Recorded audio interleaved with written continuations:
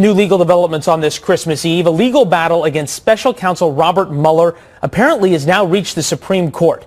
Politico reporting an unidentified firm presented an application Saturday to Chief Justice John Roberts asking for a stay of a federal appeals court ruling that turned down the company's efforts to block a grand jury subpoena for records. Bring in Ashley Merchant on this, federal white-collar criminal defense attorney. Ashley, trying to quash subpoenas, not that unusual. Clearing entire floors of courthouses for the arguments over trying to quash subpoenas, and then making them to the Supreme Court on Christmas Eve, pretty unusual. Definitely clearing the courthouse, clearing the entire floor, definitely unusual, and an extreme step telling us that they are very much trying to keep everything out of the public limelight, out of scrutiny.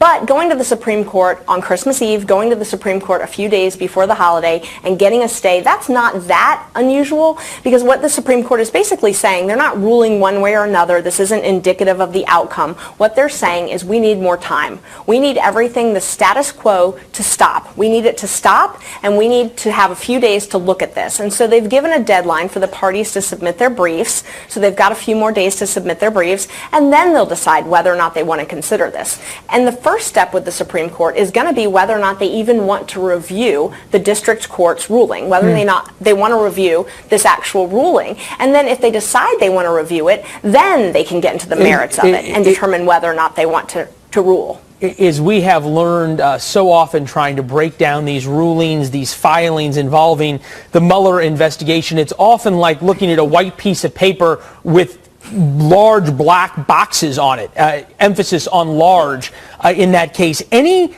telltale phrases, anything that you've been able to pull out of any of these filings that strikes you that could give us some kind of insight without speculation? Yes, definitely. When I reviewed the pleadings and the order, I actually reviewed the court's order, and then I reviewed the Supreme Court documents where they were asking for review. And what I think is telling is that this foreign corporation, what they're arguing is they're arguing that they're immune. And the reason they're saying that they are immune is that their own government's laws entitled to them to some type of protection, meaning that their own government's laws say that they are not subject to subpoena. So what that tells me is these are some type of documents, most likely financial, possibly banking, something that the government has a role in actually running this business, this corporation. So it's some type of a government-backed business, much like in America where we have the FDIC. We have a banking system, but we've also got federal government involvement in that, and we've also got some type of privacy laws. That's the other piece that I see. Without speculating, there are countries involved as adversaries, if you will, to the United States, whose government corporate interactions are perhaps much tighter than what you suggest between the FDIC and the U.S. government. Ashley, appreciate you being with us. Thanks so much. Merry Christmas to you and yours. Thank you. Merry Christmas. All right, welcome back to the special edition of Hannity. Trump versus the resistance. Now, as the Mueller witch hunt continues, there's still no evidence of any Trump-Russia collusion. So ask yourself, why was the Michael Cohen filing done on the eve of this high-stakes G20 summit? This is not the first time this has happened. Remember the Paul Manafort indictment, George Papadopoulos' guilty plea, both announced just days before the president left for a historic 12-day trip to Asia.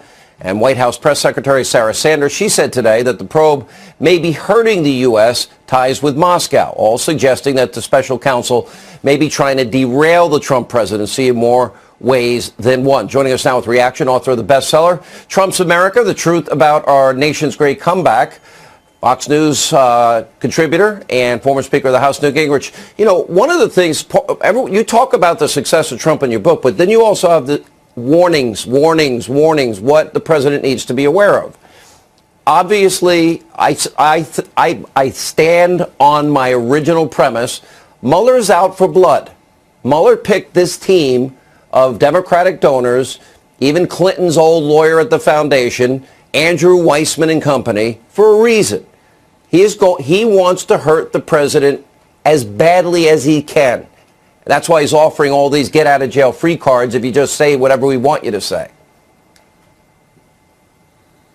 Look, I think we ought to quit talking about the Mueller investigation and start talking about the Mueller Trump destruction project.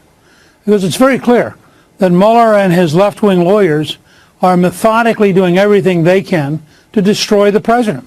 And in effect, to create a non-justice department, because this is not justice, a non-justice department coup d'etat in which they undo the votes of the American people and they pile enough junk. And that's what all this stuff is. They pile enough junk around that they just gradually overwhelm President Trump. And I think if you start and you look at everything they've been doing, and you said, from day one, this was never about Russian collusion. This was never about finding the truth. This was about a methodical effort to destroy President Trump by any means necessary. And you look at some of the things they're getting indictments on. I mean, again, somebody goes and lies to the Congress. That's stupid. They deserve to be indicted. I'm not in any way defending Cohen.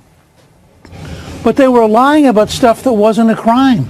It's a point that Andy McCarthy keeps making as a former Justice Department lawyer, that none of the underlying patterns were crimes. People are allowed to be in business. People are allowed to do deals. People are allowed to do lots of stuff. And yet what you get, of course, is the headline in the elite media that somehow this is another terrible blow to Trump. What it really is further proof that Mueller's interest is in destroying the Trump presidency. And your point is exactly right. They had no reason to release this as the president goes to an important meeting in Argentina with 19 other world leaders. I mean, this is sort of like undermining America for partisan reasons. You've been in the minority in Congress, and you were the speaker in Congress. It's a lot easier to be the speaker. I'm just guessing. Although you take a lot more incoming. Let's be honest. You took your fair share. So we don't have an agenda, the Democrats in the House. All they're saying, endless investigation. Nancy Pelosi's first agenda item, she announced earlier today, release Donald Trump's taxes. Now, that's not going anywhere in the Senate. A good thing the president went out to campaign very hard to keep the Senate, because that's going to help him. But it's still the intention. I don't see an agenda to serve the American people. Well, and remember, Sean, this is what people have to understand. There's a 1923 law which allows the chairman of the Ways and Means Committee to request the tax returns of any American.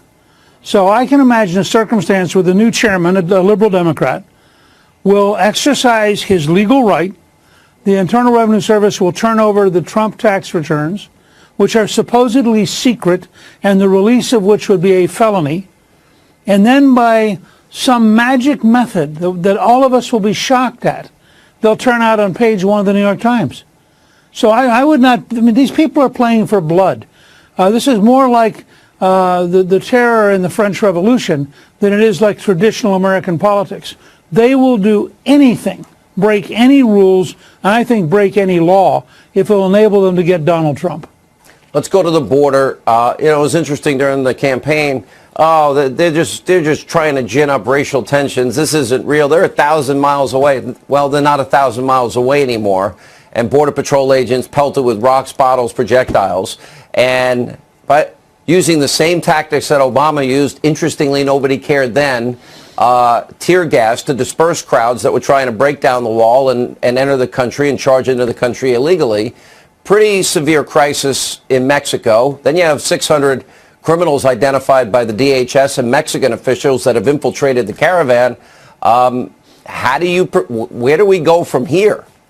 How do you stop that from happening? Well, first of all, every citizen should ask their Democratic congressman or senator, are you really comfortable with 600 identified criminals coming into the United States in just one particular wave? Remember, if they get to come in this time, the number of people who will be coming north in the next 6 months will be amazing, because people are down there watching to see what happens. And I think it's astonishing to me that Senator Schumer, Speaker Pelosi, nobody's held accountable when you get a report from the Department of Homeland Security that in this particular group there are 600 people who are convicted criminals. Now, I suspect the average American, if that was presented to them, which it won't be by the elite news, won't be on the New York Times page 1, but that's an astonishing piece of data. So I think that the president simply has to come back home, keep driving the points. He's the one person who can break through the news blackout and get the truth to the American strategically, people. And would it be a good or bad idea to either use the reconciliation process to get full funding of the wall, or for the president to say, I'll just shut down the government and just wait? Well, I think the president's already indicated what he may do is shut the border and see how rapidly that causes a real pain level. I mean, the number of American businesses that will be knocking on doors in Congress within 2 days will be amazing. All right, Mr. Speaker, thanks for being with us.